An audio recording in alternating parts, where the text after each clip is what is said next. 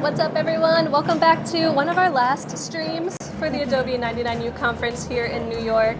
It's sad, but I'm glad that I get to close out the day with my new friend, Tina Essmaker. Yeah. Welcome. Thank you. Yay, thanks for hanging out with us for the next 40-ish minutes or so, where we're going to be chatting about you, what you have been talking about at the conference. And I think that, chat, you're going to be really inspired and hopefully asking lots of questions. I think Tina's going to be able to help you. Kita's saying that they're announcing the stream in a UFC voice. That's amazing. It's time. Awesome. So, chat, we're going to be here for the next about 40-ish minutes, and then we are going to be showing Ashley Ford's talk from the stage. Yay. Amazing. I can't wait. Yeah, I think we have like a nice lineup of you and then her. Yeah. Just lots of inspirational. Lots of stuff to think about. Yeah. But it's good. Very good stuff. What's up, Alex? How you doing? Everyone, give her a shout out in the chat. This is your first time live streaming. This is my very first time. Big milestone. How do you think she's doing, everyone? I'm very excited. Yay! Well, you're stuck here for the next 40 minutes. So, chat, please feel free to ask questions, but I'm going to let Tina kind of introduce herself. And then also why you're at 99U. Sure. Well, my name's Tina Essmaker, and I'm a New York-based coach, and I work with creative professionals around the world and help them take action and discover what's possible for their work and lives. I know that sounds really existential and big, and we're going to be breaking down what that means. Okay, good. Basically, glad. I help people like all of you take action in their lives to work toward their goals. I'm here because 99U invited me to do a workshop, and so I did that yesterday and today. And I think twice. Twice. Oh, twice. That's awesome. Didn't mean to interrupt you. I'm just surprised. That's awesome. Yeah, I mean, I thought that was just what everyone was doing. Yeah, I got double the work, I guess. Could be. Just needed more of your time. That's awesome. Yeah, so I did this workshop yesterday and today, and it's called The Great Contentment. Building a work and life that you love. Right, and that's kind of a play off of The Great Discontent. The Great Discontent, Oh, chat, have you ever heard of it? Maybe we'll talk about that later. But Adobe Live, you're totally right. If you have questions about career, building your life you love, or just seeking advice, please feel free to ask. Kita likes your tattoo, so that's cool. Starting off Thank right. you. Alex wants me to fix his career. Alex, you have a really nice career. I don't know what you're talking about. He owns his own design studio. It's pretty cool. Awesome. So we already have questions coming in, but maybe you could talk a little bit more about how you got to where you are today. Have you always been a coach? No. Oh my gosh. Do you want the Cliff Notes version? It's kind of a winding path. I want like the medium version. Okay, the medium version. Yeah. Okay. Yeah. So I grew up in Michigan, the Mitten, right here. Oh my gosh, I'm from Ohio. Oh, okay. Great. We're neighbors. Yes. Or we're neighbors. Yes. So I grew up in Michigan in a really blue-collar community, and I wanted to do something creative. I didn't know what that path could even look like. So I went to college, I took a bunch of fine art classes, and then in the meantime, I started working at a shelter in my hometown. Gotcha. And the shelter served runaway and homeless youth. And I saw the social workers there, and I felt like they were making a really tangible impact in people's lives, and I wanted to help in that way. Yeah. And so I switched my major from fine art to social work. I got a degree as a social worker, and I was off working in my community. Yeah. In the meantime, I still had this desire to do something creative, but again, I wasn't sure how to do it. But I had met and married my husband, and we were both creatives in this community that was very blue collar, right? Gotcha. So we were drawn to each other's creativity, and we thought, let's work on a project together. And we wanted to do a magazine. And he was a designer, and I was a writer, and self-proclaimed writer, right? I had some imposter syndrome around that, but had always written my entire life, even though I wasn't formally trained. Yeah. And we thought, how could we, what if we had access to people we respected and admired, who are taking a non-traditional path, and what if we could ask them how they got to where they are, and just how to do it, really, right? Like, is there a template? Is there like a step-by-step process? What can you do? And we started interviewing creatives for the magazine, and the magazine grew and grew and grew. And in the meantime, we moved from Michigan to New York. Got it backwards. Michigan to New York, and I decided to leave social work behind, not do social work in New York, because I was already feeling burnt out. Right. And I focused on the magazine full time, and I also did some freelance copywriting and content strategy. Oh, cool. Right. So now I'm thinking, as a social worker, I was burned out and overwhelmed and disillusioned and discouraged, and I thought, I'm ready for a change. Yeah. And if I can just switch careers and do something creative, right. which I'd always wanted to do, it's going to fix everything. Just change jobs, leave all that stuff behind, right? So I'm working on the magazine, and it grows from an online publication. We do a Kickstarter, we make our first print issue, launch an online shop, make more print issues, launch a live event series in New York, launch a podcast, second Kickstarter, a lot of things, right? And so what happened was, I realized that I took all those feelings from my social work days, like all the burnout, it just followed me. And I was energized for a little bit doing this new thing, and then I was burned out again. And I didn't know how to get off the hamster wheel, just like on autopilot. Right. And then something really big happened that made me get off the hamster wheel. And what happened was my marriage ended. And so we're married, we're working together, and we have this magazine called The Great Discontent together. Yeah. And I have to decide what's next for me. And I wasn't sure because I had been on autopilot for so many years. And I thought, when things slow down, I'll invest in myself. When things ease up a little bit with work, then I'll do this other work on myself and figure out what I want to do next with my career. And so I had to do a lot of work of figuring out what was next. And that's what led me into coaching.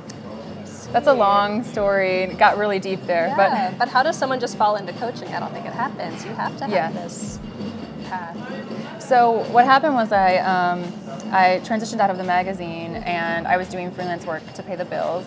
And I was talking with a friend at a party one night, and he said, I'm working with a life coach, but the life coach doesn't really understand the creative world that I work in. And I thought, well, I've been interviewing creatives for 6 years. Yeah. I've been talking to them about their paths. I'm also creative myself.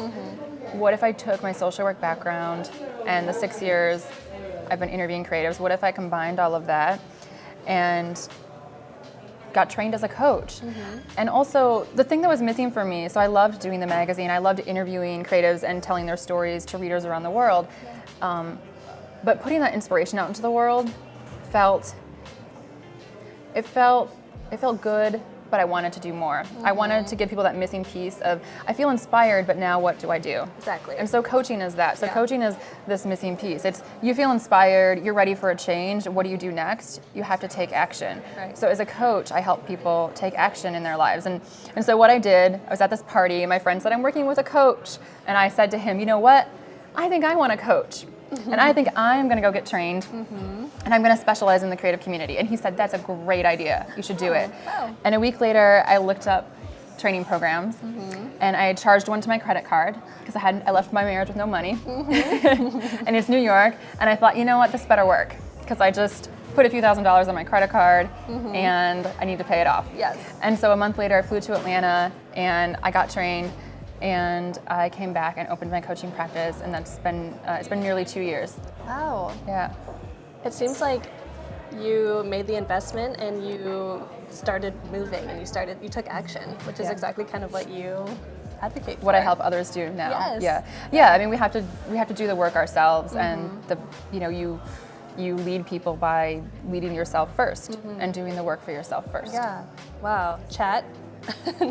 I'm sure they are as enraptured as I have been. Please feel free to be asking questions. Kita wants to know, do you need backstory before they ask career questions? Do you need to know about their situation before they can ask you a general question?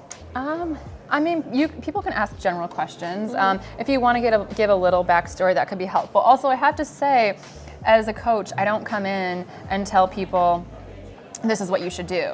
My job as a coach is to ask a lot of questions and help people explore what might be possible. Yeah. Like, ultimately, we can't outsource responsibility for our career fulfillment or happiness to someone else, not even a coach. Yeah. And so we have to say, okay, what do I want to do? Now, I can come in as an objective person and walk people through exercises and give them resources and frameworks, but I'll never say, I think you should do this.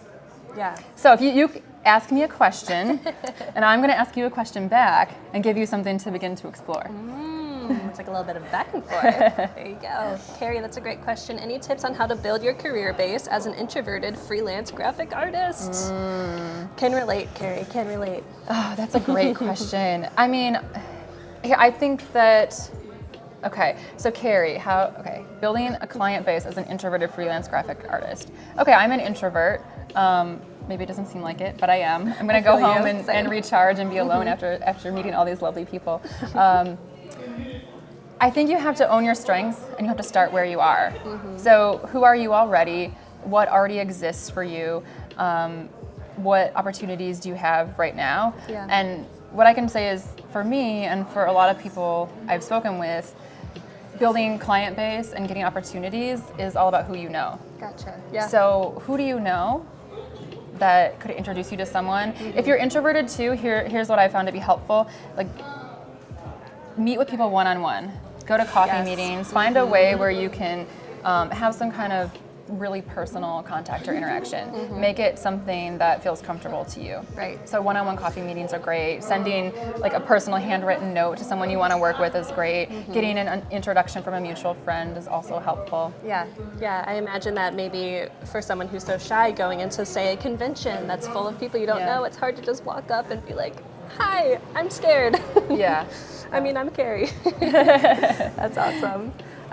Carrie, if you have any follow-up thoughts, let us know. And we have more questions going in, and I also want to talk about specifically the talk that you gave in the workshop. But before that, Juan wants to know, do you follow anyone for inspiration? Oh my gosh. I mean, I follow people on social media, but there's so much noise online. Yeah. I go offline for inspiration. I do a lot of reading. So there are a lot of authors whose work I really like, which is totally outside of design and tech. Right. But Rebecca Solnit is a wonderful writer, and I read a lot of poetry. Like David White and Mary Oliver are really wonderful. But really, inspiration for me is about being quiet and still and allowing myself to be bored. So some people like to input for inspiration, and they want to like watch TV or look at. Maybe they look at social media. Yeah. I'm like, I want to go for a walk in nature and be alone, or I want to sit in the apartment with absolutely no noise and no input. So getting outside of the work I do and getting, or going to a museum, something like that, is also inspiring. So I'm sorry I didn't answer your question. Like, there's no one person I look to for inspiration. I think that for me, it's about looking to people less for inspiration and kind of letting myself be quiet and thinking like what bubbles up to the surface for me when I'm quiet and still and let myself be bored. Right. I think that can be scary for people, especially these days. Yeah. Like, what happens if I get quiet? Yeah. I'm not sure. No, we distract ourselves around the clock, so we don't have to think about things, right? Yeah, I totally agree. In chat, if you agree, put a +1 in chat, because I can definitely agree. Kita says one-on-one, that gives me anxiety, like getting a one-on-one date with someone. Yeah, okay. Yeah. Okay, so maybe small groups. Yeah, or with that trusted friend, with that referral. Yeah. Who knows? Cool. And Juan says that's a good, honest answer. Oh, thank you. Thank you for that, yeah. I was kind of messing with Tina earlier, saying that we're going to talk about all of her deepest, darkest secrets. And I said, sure. Yes, sure. But I'm glad that you're willing to be honest. That's awesome. If you have any more questions, chat, please feel free to ask. +1 in chat. Awesome. Can we follow up on Carrie? So saying, I'm shy and find it hard to promote myself because when I was growing up, I was told to be humble. So it feels unnatural to promote myself. That's a great follow-up, Carrie. I am +1 on that. I grew up, again, Midwest. Everyone's hardworking, very humble. We feel like self-promotion is arrogant. Yeah. But what I've learned is that, we're all really busy and there's so much noise. You have to cut through the noise. Yeah. And it's really about reminding people, here I am.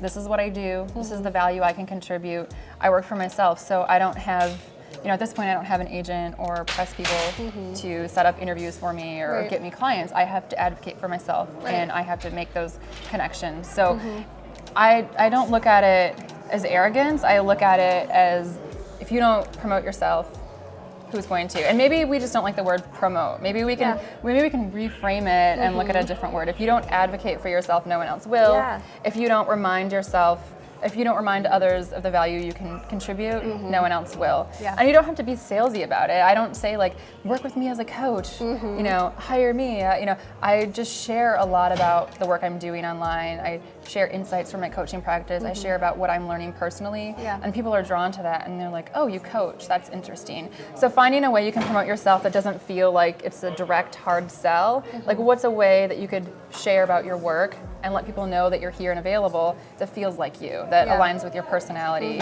and your aesthetic. Yeah. Does that make sense? And just letting it happen, then don't worry, Carrie, you got this. Katie says, you can be humble and still promote yourself. My name doesn't make me biased. Oh, because her last name is Humble. You just humble off the get-go. That's awesome. I love that. Lindsay says, it's like you're all inside my head today. Ooh. Yeah, we're getting in there. That's because we all struggle with similar things. There are themes that dot the creative landscape, that when we take a non-traditional path and we have to build something out of nothing, we all struggle with, okay, how do I build something and promote it without being salesy and making it feel gross? How do I navigate ambiguity, because we're taking these paths that feel so uncertain. I feel like we all wrestle with these things from time to time. Right, definitely. I was kind of going off of that. Is there something that you feel like the people that you're working with these days are sharing in common? That one like really difficult nugget that has to do with just what's going on in the world today? What is that one thing that people are having a hard time with, trying to figure out? Oh, that's a really good question. Let me think about that.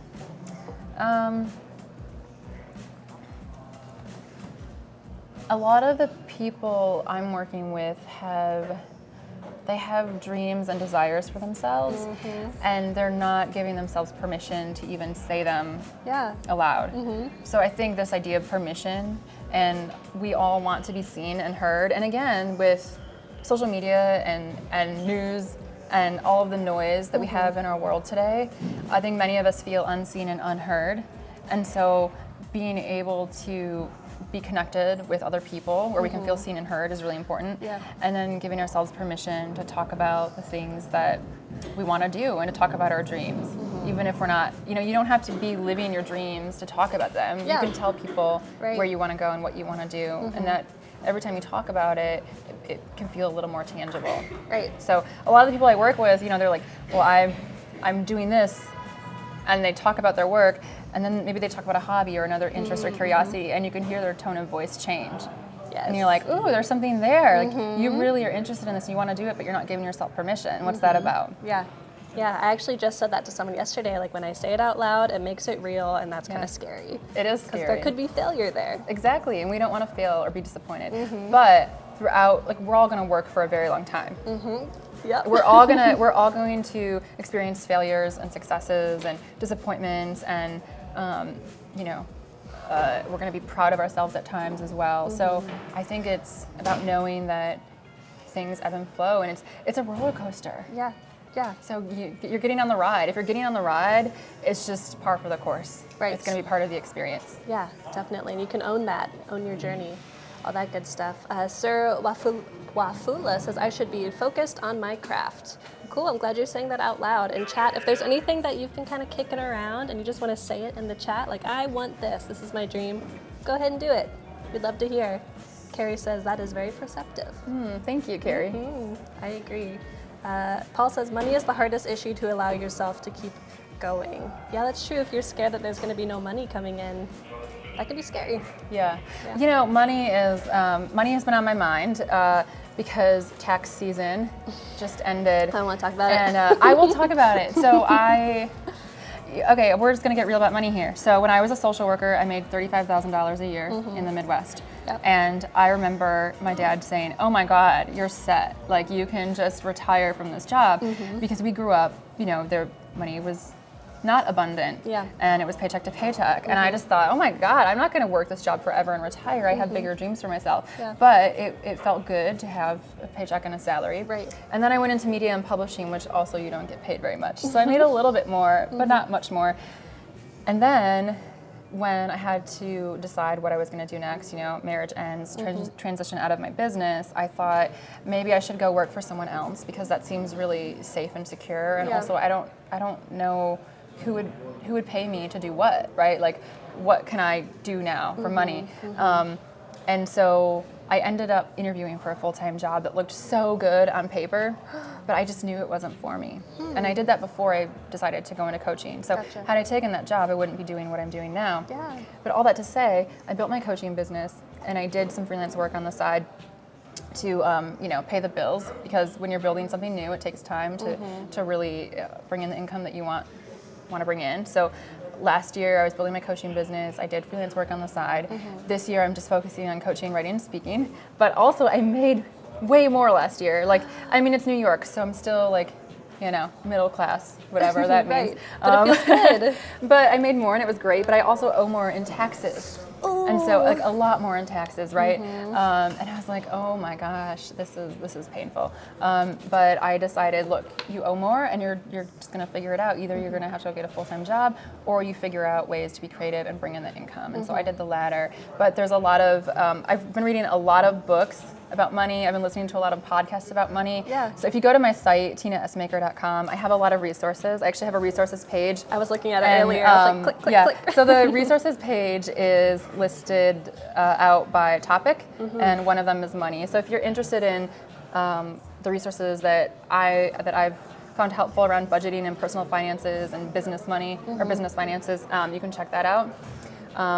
But yeah, money is, I mean, here's the thing. We have to pay our bills, and if we're struggling with money and feeling stressed about that, we can't really focus on the work we're here to do. So you need to be able to pay your bills, and I would say to do whatever you need to do to provide a sense of consistency and security for yourself, and then you can build from there. Yeah, definitely. And I think this resource on your website is just that. It's such a resource. It's really valuable. So chat, please go check it out. Click on it. I was, like I said, clicking on them already. Yay! Now that we're talking about money, it's time for some fireworks. Super exciting. Yay. So we're going to be doing our chat and win. No money needed. This is a free giveaway just as a thank you for being here. We're going to be giving away this Tatley. awesome sticker set from Tatley. So we have the cool nerdy cursors, the feather, the paintbrush, the scribble. Very cool. The way that you're going to enter this is you are going to answer our question in chat, and then we're going to pick a random winner. So this is a really good time. If there's anything that you want to know about the people watching, you can ask them anything. Okay. My question is, what do you want more of in your life? Can Answer I ask that? Yes. What do you want?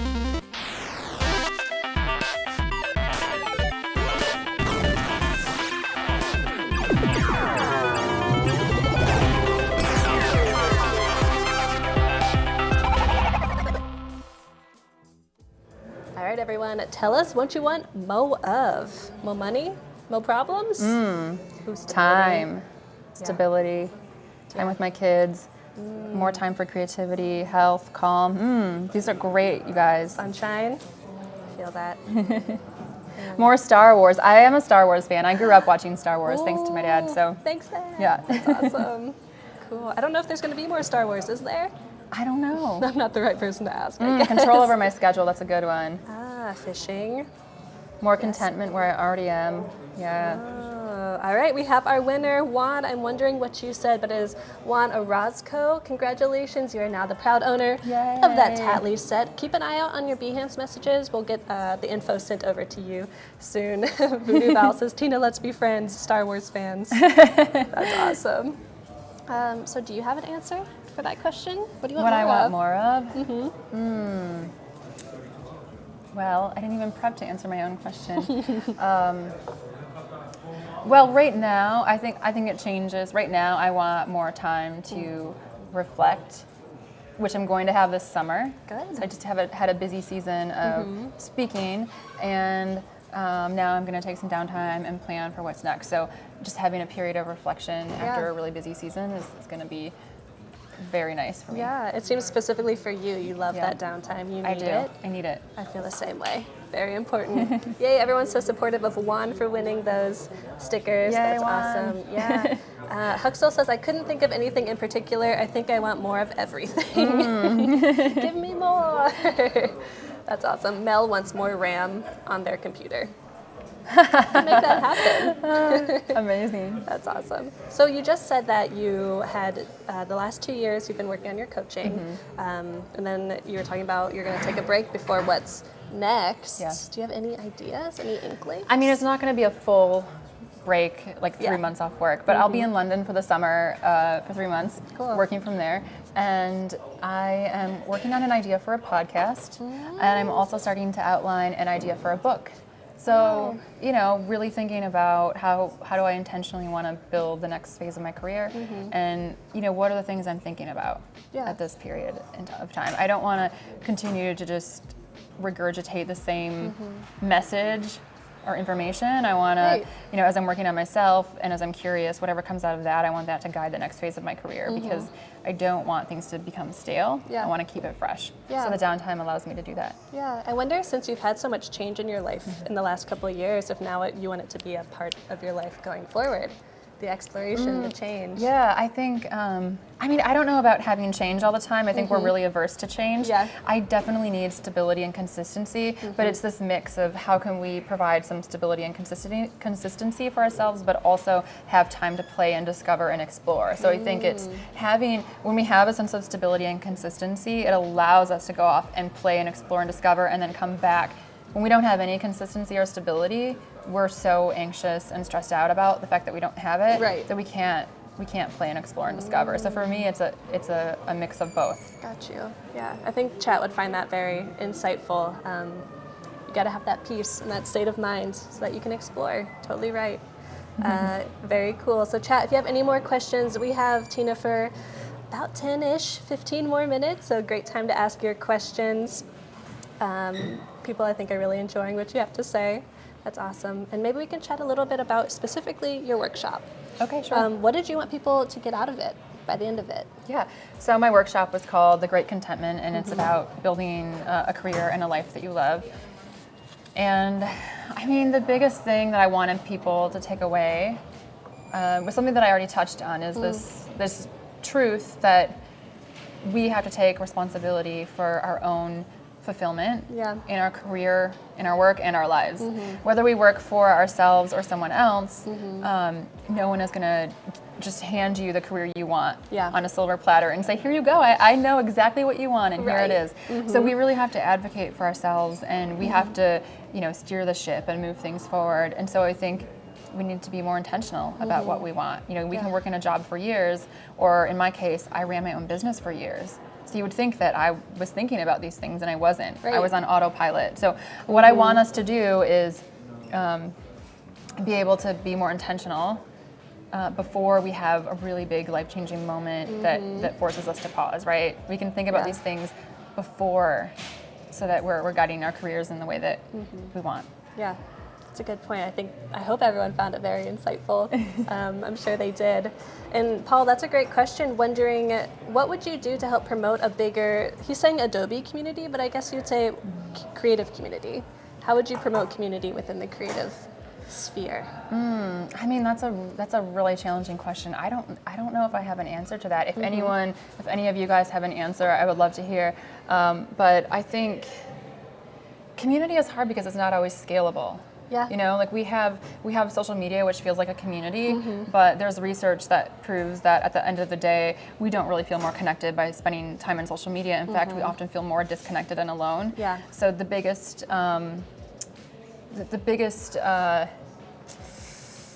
the most helpful thing I've found is just to connect with people in person, like this, coming to 99U, seeing some of my friends and colleagues who I haven't seen because we've been busy, or meeting new people and making a connection with them and feeling like, I am part of something bigger. Yeah. And that really is important in my life, week to week and month to month, is to have regular check-ins. I schedule phone dates with friends. Good. Even if we both, even if we all live in New York, sometimes you just can't get together in person, and so we'll hop on the phone. Because looking at their social media and thinking like, oh, what have they posted on Instagram over the last week, is so different than hopping on the phone with them for half an hour and saying what's really going on in your life.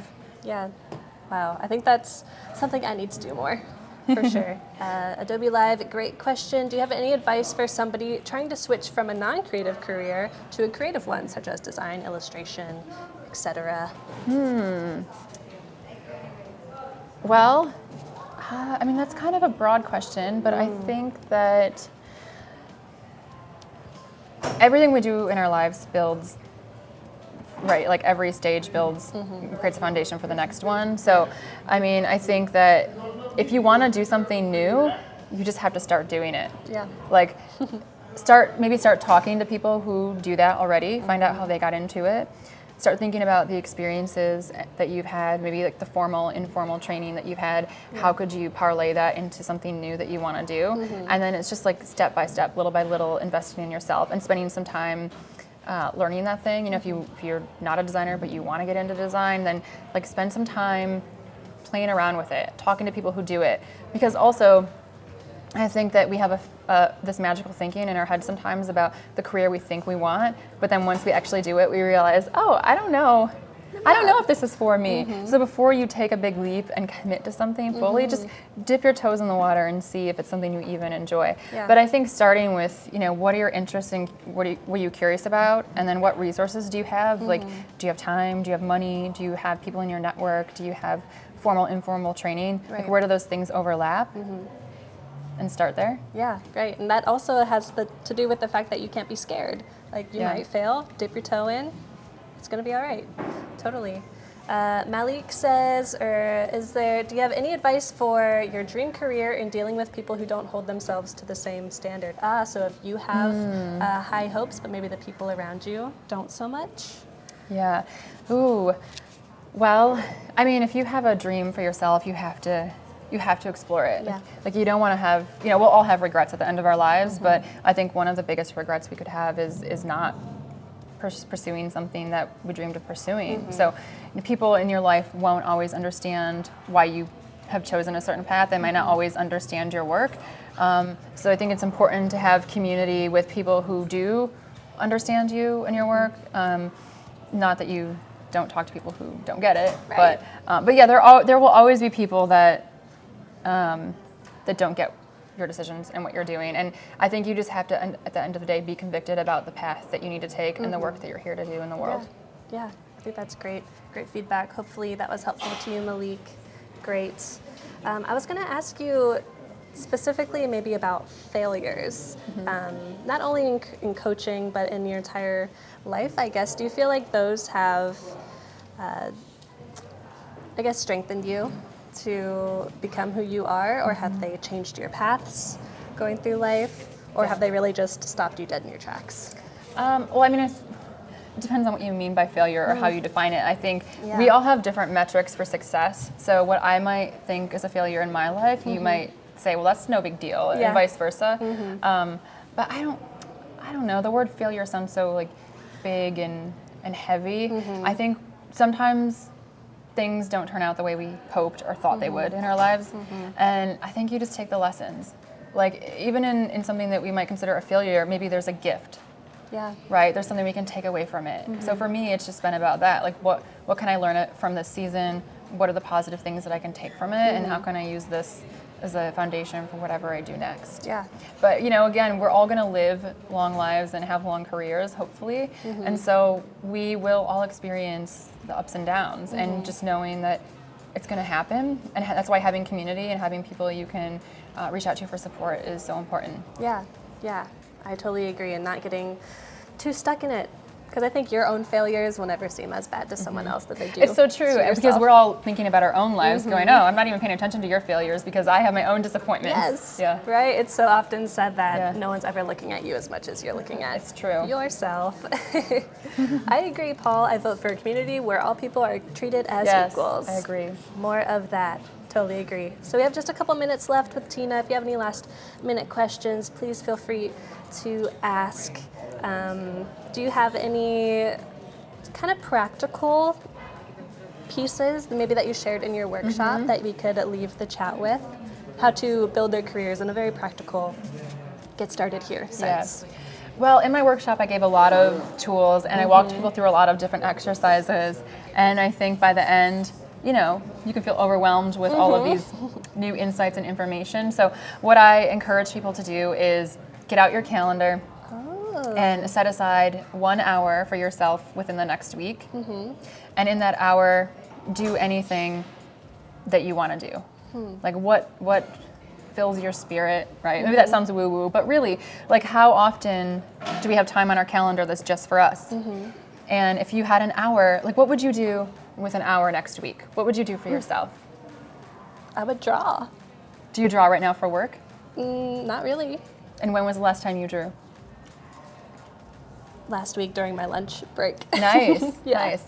So yeah, that's a great answer. I mean, in the workshop today, people said I would spend time with my family, or I would do yoga, or I would sketch, right? Yeah. I would probably read a book or take a walk in nature or do some personal writing. But the thing is, taking time for ourselves feeds into our work. It makes us more interesting people. Yeah. It helps us know ourselves and be more in tune with what we want and what fulfills us. And all of that is important for building a career path that you're ultimately going to be more satisfied with. Yeah. So I tell everyone, just like get out your calendar, put an hour on it, and that hour is non-negotiable. It doesn't matter what comes up. You cannot reschedule it, and you can't cancel it. That's exciting. And go from there. Okay. Chat, what would you do? Let us know. Kita's saying, oh, Kathleen, what? Are you surprised that I would want to draw? That's awesome. Yeah. So we do have about 5 minutes left. Please let us know what you would do. Yeah, Kita's saying, especially if you have kids, that can be tough. I think we just met the female Yoda. Oh, that's such a compliment. Amazing. Yes, you can put that on your resume. Yeah, Like, certified female Yoda. Yeah, what would you do with a personal hour? So you said that you would do some writing, might take a walk. Do you find nature to be especially inspiring for you, the quietness? Yes, and that's hard. Like solitude and quiet, the two things that are, hard to come by in New York City are the things that recharge me. So I love to travel. And even in New York, like going for a ride on the ferry and being on the water, or going to the park, or just being at home in the apartment during the day alone with no noise. Yeah. Which is hard. Sometimes there's construction going on right now, You're and I'm having my personal hour. Hello, can you stop construction for an hour? Yes, but yeah, it's please. about just finding it in whatever form, Yeah, definitely. Lindsay said I would paint. Totally. Marissa would also draw or paint. Feeling a lot of similar characters in the chat. Definitely. I'm curious, before we wrap up, I want to hear just about what a day in your life looks like your classic coaching, getting solitude day. Yeah. So I don't have a typical day. What I do is I have a different focus for each day of the week. So I typically don't work nights and weekends. Okay. That is like a hard and fast rule for me. Every once in a while I might work on a weekend or evening if I need to. But I do coaching calls on Wednesdays, and then overflow goes to Tuesdays.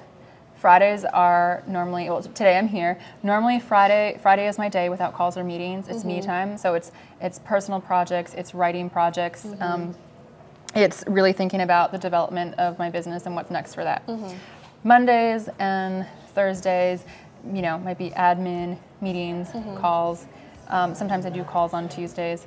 And so I kind of divide my week up like that, which I can do because I'm my own boss. And then I have a morning ritual and an afternoon ritual or evening ritual that says, okay, in the morning it's time to start work, in the evening it's time to end work, and I shut down my computer at the end of the day, and I have a separate account just to stream Netflix. And I have no work on it. There's no Dropbox on it. There's no email, nothing. So I really try to have strict boundaries between the work day and then my personal time because I didn't have that before. And that really burnt me out. Yeah, I love that you actually put those boundaries in, because a lot of people will think I should just be able to do that, but there's no shame in actually saying I need two different things to do these two different things. I don't have self-control. If I'm on my work account, I'll just want to check email. Yes, that's exactly how I am too. Do you have one thing from your morning and evening routine that is the most kind of shifting, that you're time to work, time to stop working? So in the morning I have a little notebook, and I have a master to-do list, and then I use Google Calendar, and I'll put tasks in there, and then I'll also have meetings, calls, whatever. So I look at each day, and I'll say, okay, I'll physically write down these are the top 3 or 4 things I need to do today, and then I will get to work doing them. At the end of the day, it's really just shutting down my computer or logging off of my work account. That's the most important, because it's time to end the day. Yeah, you're literally cannot go back. Yep. Passwords changing, all the good. Oh, thank you, Marissa. I appreciate it. Taking control of the weekly schedule is a powerful tool. I agree. That's something that I nerd out about because I love like organizing my time because I constantly feel like I don't have enough time. And I know that's kind of my own foible. I just need to. No, we all feel like that. And you can't get more time. It's not a renewable resource. I mean, money is, right? Time is not. So it really matters how we invest our energy. And most of us spend our day on, doing things that others want us to do. How many of us spend the day doing things that are going to help us move toward our goals and priorities? Yeah, that's a great question. Chat, you listening? You writing this down? We just have a couple minutes left, so I wanted to maybe point people in the direction they can go to your website, Tina Essmaker. We're going to go over to Ashley C. Ford's talk on the main stage, and then we will be back to just close out the convention. So thank you, Tina. Thank you for having me. Thank you, all of you, for your great questions and insights. Yes. Thank you, chat. We'll be back in a couple minutes. Bye.